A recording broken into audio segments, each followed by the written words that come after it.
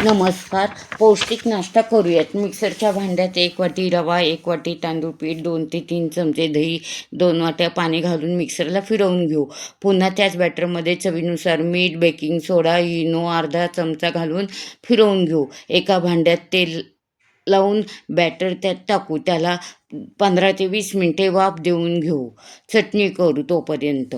फुटाण्याची डाळ, शेंगदाणे 2 ते 3 हिरव्या मिरच्या तेलात भाजून गार झाल्या की मिक्सरच्या भांड्यात काढून त्यात चवीनुसार मीठ, कोथिंबीर, पाणी घालून फिरवून घेऊ. तोपर्यंत तडका करू. गरम तेलात जिरं, मोहरी, हिंग, कढीपत्ता घालून तडका चटणी वर टाकूयात. चरचरीत आवाज येतो. चटणी तयार. वरील वाफ दिलेले रवा ढोकळा हवा त्या आकारात कट करून मऊ लुसलुशीत काप हे चटणीबरोबर खाऊ शकतो. पुन्हा भेटू. Like, share, subscribe.